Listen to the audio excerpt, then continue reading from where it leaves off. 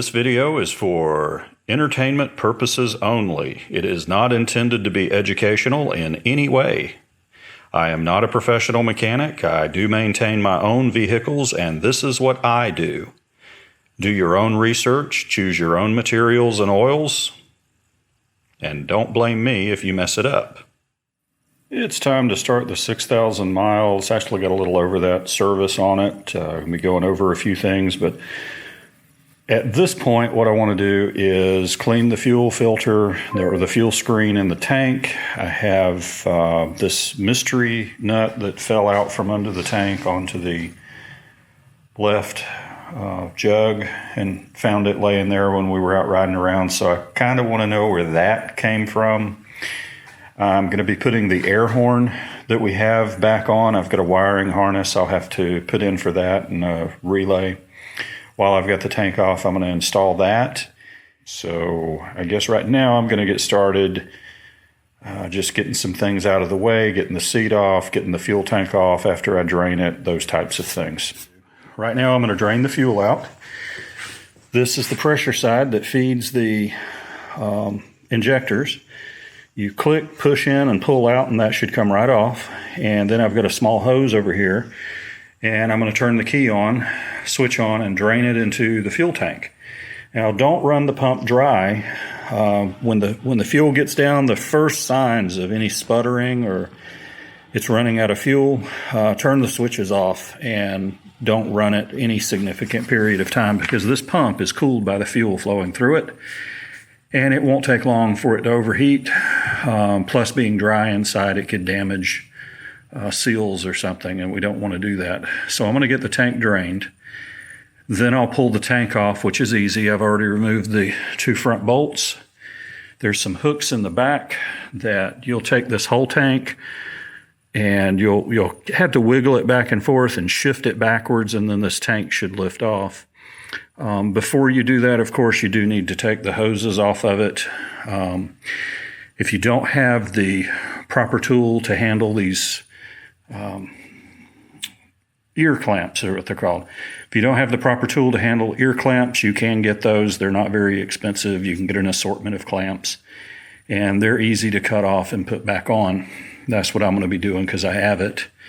This is just a pressure clip. You just squeeze it with pliers and pull it off.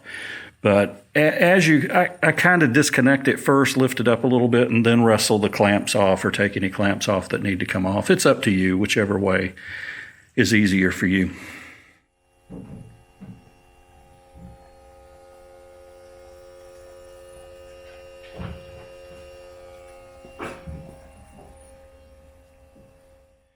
Once that's done, I just pull the feed line to the pump and let gravity do the rest. This fuel I'll just throw away. I'm putting it in a dirty oil pan.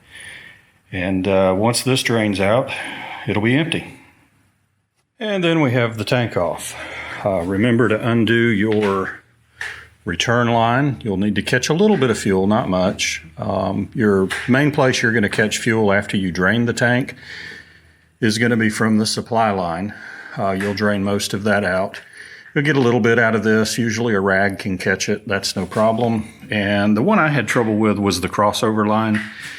And that's just because I'm trying to take the line off, and you're going to get fuel from the tab under the tank, the nozzle, and you're going to get fuel from the crossover line too as soon as you separate that. So with that, I put some rags out to catch it, but you can see I still ended up draining a little fuel on the floor. That's all. So this is definitely a non-smoking job, but it's not bad. Don't forget to disconnect your fuel sensor. That's a fairly easy one. On this one, you just push down on this back tab and pull, and it snaps right apart. So your fuel sensor comes out, and now the tank's off. It's just sitting here right now. I'm about to set it to the side.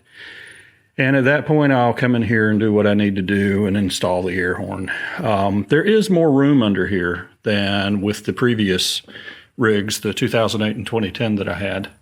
But I will admit it is a little bit more involved to remove the fuel tank on this than it was on the 08 or 2010, though not bad. I'd say it was 2 out of 5 stars to take it off on the 2008 and 2010. I'd give this maybe 3 out of 5 stars in difficulty if you're unfamiliar with what you're doing, if you're doing it for the first time. Now that I've done this, I could take it off in half the time and probably spill less fuel. But yeah, it's not bad. Well, I found the missing nut. It goes to the top front engine mount bracket. It fell off, and I'm glad it fell off, and I saw it. I mean, I don't think this would be catastrophic, but it's certainly not the way it should be. So, yep, glad I did that. I think I will find a lock nut to replace this with instead of a regular nut. And then I'll get my air horn hooked up and we'll put this back together. It's a M8 125, and I went and got a Nyla lock instead of the regular one. And it's this front upper engine mount, so I'm going to be putting that back on there. But if you have not taken your fuel tank off, I'll give you a good view of it here. This is the front attach points. You know, coming into the tree, there's no mysteries really under here unless you've just never been under here. It's really not that bad. The tank attaches to here. The hooks come around back and hook into it. You just kind of pull it forward and up. There's less under here, less wiring, and it's less of a mess than there was in the 08 and the 2010. You do have this big fuel pump up here. If anything's in the way, it is, but on the 2019, this is actually going away. It'll be inside the tank. Otherwise, just there's not really a lot under here, which is good news if you want to add some accessories or wires. There's space to do it now. But yeah, I'll give you a quick look at it.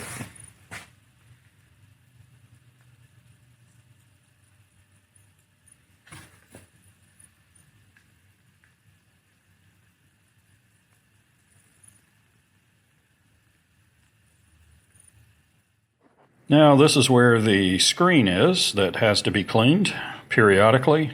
Okay, I pulled the little screen out. I'll try to get this to focus. Hope it is.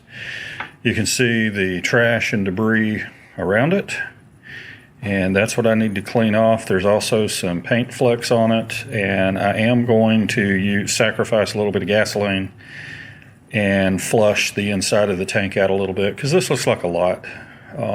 May or may not be, I'm not sure. Looks like a lot to me to have gathered in there in this short a time. I don't know if it was done. This should have been cleaned at the break-in service, but again, I don't know. Either way, we're going to clean it out and put it back together, and it's going to be good. Okay, I got the screen all cleaned. Very light pressure with just a can of spray air, cleaned it right off. I flushed the tank out, and I also took a little time while it's easy to just wipe the tank down with some detail wipe and clean the tank up. So it's ready to go back together now and be put back on the rig. Okay, I got the Denali SoundBomb Air Horn on. Pretty much like I did last time. I did, buy another harness. You can see it's connected to the positive here. Comes up the side. Get it so you can see. And the relay for it is right up here. So let me get a stool here. Okay, once again, the relay's here, and just like last time, I pulled this wire back, the ground wire, and found a local ground on the chassis instead of pulling it all the way back to the battery. And this wire actually goes straight down to the horn down here.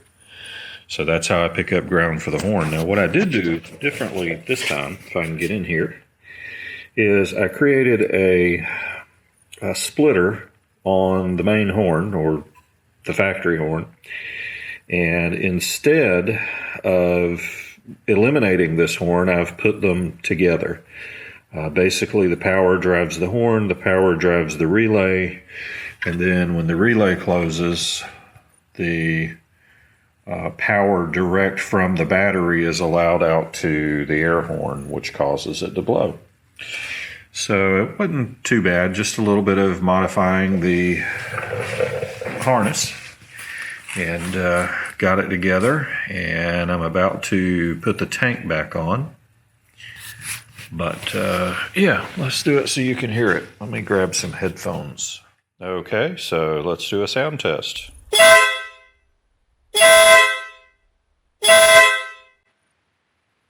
It's loud. Okay, I now have the tank back on. Everything's ready to go. All I need to do is prime the pump. I did give it a quick try, tried to crank it, but it's not priming on its own. So I've already pulled the hose off and started this, but when you turn it on, you can see all the air coming out of it. I've got that back down in my tank can. And all I'm going to do is let this run until it's clear with no bubbles. And that should give it a good chance of being primed.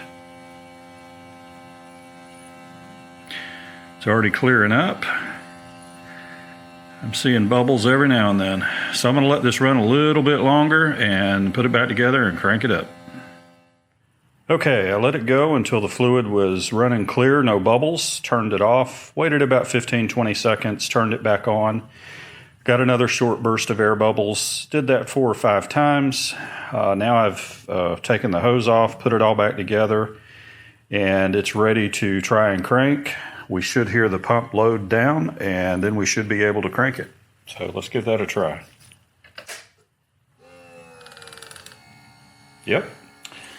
Pump loaded down this time instead of running free, and let's see what happens when we crank it. All right.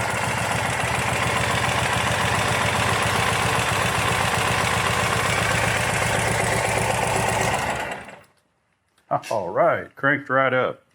And what I have done to the end, I don't know if you can see that, is I flared it. I took a pair of needle nose pliers, shoved in there, spread it, put a heat gun to it, and I flared the end of that hose. Now, a couple of reasons for that. One is it makes it real easy to put on. This is not going to be taking pressure. It's just going to drain fuel out in my spare tank over there if I need to. And the flare, don't push it onto the fuel pump real hard. Put it on there and then just a slight nudge, 1/8 of an inch, if that much. Because what happens when you try to remove this from the fuel pump later, it acts like a Chinese finger puzzle. It wants to grab on and stay on the fuel pump. And a lot of guys have broken the nipple off of their fuel pumps by doing that. Your instinct is to want to wiggle it around back and forth trying to get it off, and you don't want to have to be in that position to do that. You want to make sure you can get this back off without breaking the nipple off. And that worked well. I actually reached up past it, took my fingernails on either side of this and pulled back, and it came right off.